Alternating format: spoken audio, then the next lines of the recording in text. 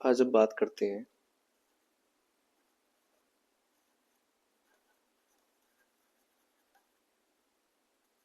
सरकम radius. ठीक है, अगर मान लिया मैंने एक ट्रायंगल ड्रॉ किया, ए बी सी। ठीक है, ये है इसका सरकम सेंटर। तो भाई सरकम सेंटर से वर्टेक्स ए तक, वर्टेक्स बी तक और वर्टेक्स सी तक तीनों डिस्टेंस इक्वल होंगे। आगे बात समझ में। तो मैं क्या काम करता हूँ, ये सरकम सर्किल की रेडियस होगी, इसको मैं डिनोट करता हूँ आर से। ये आर, ये आर। ओके, अगर मैं यहाँ से परपेंडिकुलर ड्रॉ करूँ, अगर मैं सरकम सर्किल के सरकम सेंटर से सामने वाली साइड पे एक परपेंडिकुलर ड्रॉ करता हूँ, तो वो इस साइड का परपेंडिकुलर बाइसेक्टर भी होगी। अगर ए के सामने की साइड ए और बी के सामने की साइड बी और सी के सामने की साइड सी। ठीक, तो इसका मतलब अगर मैं इतने डिस्टेंस की बात करूं, ये a/2, इतनी डिस्टेंस की बात करूं, ये a/2। अब आप ध्यान से देखो, सरकम सेंटर पे बना एंगल सरकम फेरेंस पे बने एंगल का 2 गुना होता है। अगर ये एंगल ए है तो ये 2a होगा। अब आप ये देखो, अगर मैं इस पॉइंट का नाम दे दूं डी, जैसा इधर ऐसा इधर, ये एंगल 90 तो ये एंगल भी 90, ये दोनों में कॉमन, ये सरकम सर्किल की सरकम रेडियस, ये भी सरकम सर्किल की सरकम रेडियस। इसका मतलब जैसा इधर वैसा ही इधर। अगर ये एंगल 2 है तो ये एंगल कितना हो जाएगा ए, और ये एंगल कितना हो जाएगा ए। ये एंगल इतना ए, ये एंगल भी इतना ए। तो हम क्या काम करते हैं, इस ट्रायंगल को देखो, ट्रायंगल बी ओ डी,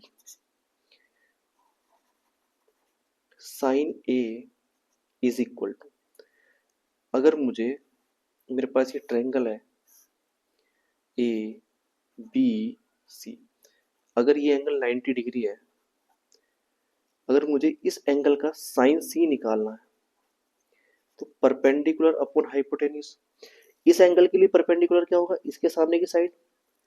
तो इस एंगल का अगर मेरे को साइन निकालना है, तो a/2, ये perpendicular, upon hypotenuse r, a/2r।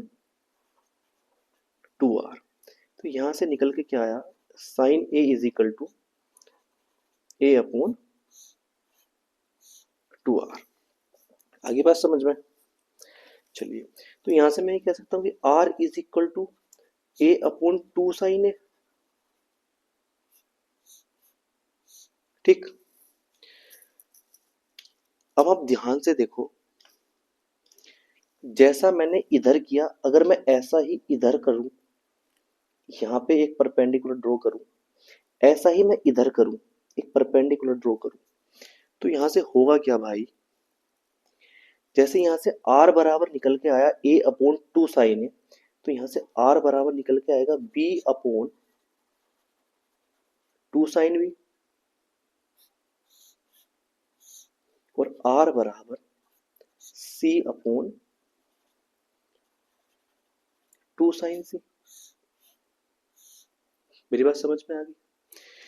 क्या मैं यहां से ये लिख सकता हूं, r बराबर a/2 sine A is equal to b/2 sine B, c/2 sine C. आप बोलोगे yes, a/, sine A, b/, sine B, c/, sine C is equal to 2r।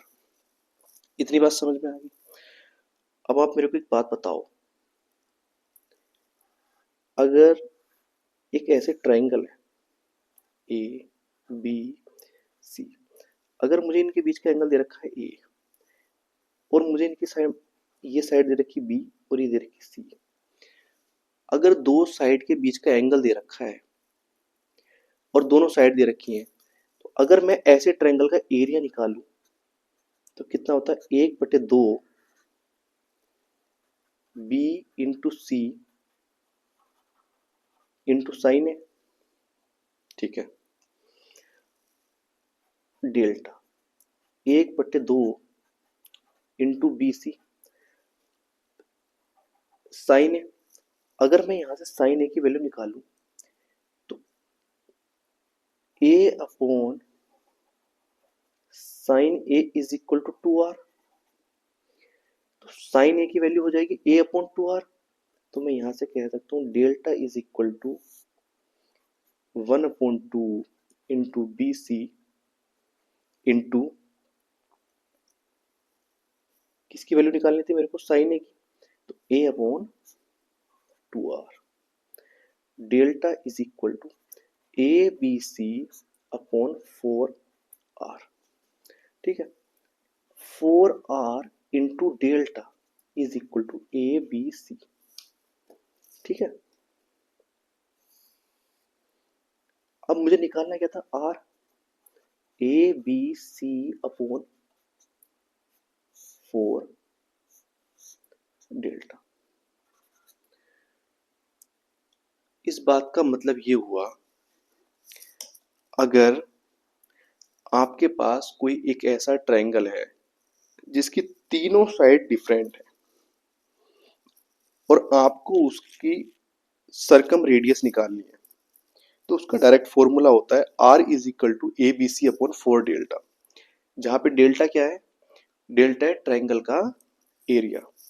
अगर आप इस तरह के कंसेप्ट समझना चाहते हैं तो आप इस वीडियो को लाइक करें और इस चैनल को सब्सक्राइब करें। Thank you.